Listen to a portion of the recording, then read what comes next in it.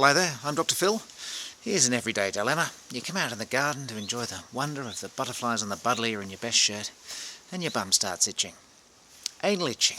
Not something we like to talk about, but according to the good folk on embarrassingproblems.com, an itchy bum is the commonest problem that people log onto the site for. So let's just talk through our wonderful anus. Well, it's a fine piece of kit.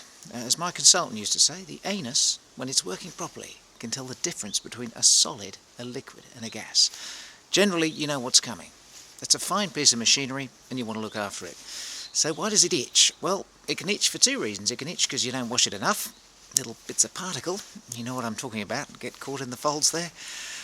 They get caught in the crevices, they hang around there, they lead to a bit of itching. But rather perversely, it can also itch if you wash it too much. So people get down there, they get scrupulous with their anal hygiene, they use detergents, they use domestos, they use wire brushes, they use all sorts of things to punish their anus. So rule number one, love your anus. If you are going to wash it, you only need to wash it with salt water or just ordinary water. Wash it maybe 2 or 3 times a day. If you're posh enough to have a bidet, you can use one of those. Otherwise, you've got to squat delicately over the bath, careful not to fall in. Maybe use the shower head and just wash those little particles away. Some doctors are quite keen on aqueous cream, which is a very simple cream you can buy over the counter, and that doesn't have anything in it that's going to irritate the anus, but you'll find a lot of creams like Germaline, like Vaseline, any disinfectant creams can actually make anal itching worse. So what if it's more than just a few bits of poo stuck in your crevices?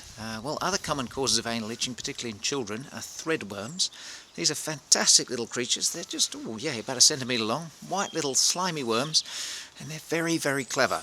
They live in the gut, and they come out at night, or the ladyworm does, and lays its eggs around the rim of the anal margin, making it intensely itchy. So what do you do in the morning? You wake up with an itchy bum, you scratch it, you get the eggs under your fingernails. Later in the day you put your fingers in your mouth, then the eggs get into the gut, they hatch again, the cycle repeats every 6 weeks or so. As Dr. Dog said in one of my favourite books, never scratch your bum and suck your thumb. There is something you can take for threadworm, available over the counter, mebendazole. You've got to take it at maybe a month apart, 2 or 3 doses if you want to wipe it out completely, and you probably have to give everyone in your family a dose too. Some people just say, well, let it be, it may die out anyway after 6 weeks or so, but generally a bit of a hot wash for all of your bed linen and your towels, and that should sort it out. Other causes of anal itching, rather perversely, is scratching. People get the itch and they scratch, whether it's caused by threadworm, whether it's caused by something else. And the scratching then makes it worse. You must never ever scratch your bum if you can avoid it. Wear light cotton pants. Some people put a little dab of talcum powder on a cotton wool ball and just place it nicely between the cheeks, and that just seems to take the edge off things. If you can feel a lump or something you don't think should be there, and of course hemorrhoids, and they're wonderful hemorrhoids, they come in 3 degrees, a bit like the group. The first degree, they stay up there, don't cause you any problem. They're not varicose veins, they're just like fleshy pads around the anus that sort of, well, they help tell you whether it's a solid, a liquid or a gas. And if those pads get swollen, sometimes you get a little bit of leakage, makes things itch, and sometimes the pads themselves can drop down. So your first degree piles are nicely stuck up there, they're not going anywhere. Second degree, pop down, but go in again fairly quickly. The third degrees come all the way down, quite hard to push in. Fourth degree, that's not going anywhere, but nobody talks about the fourth degree.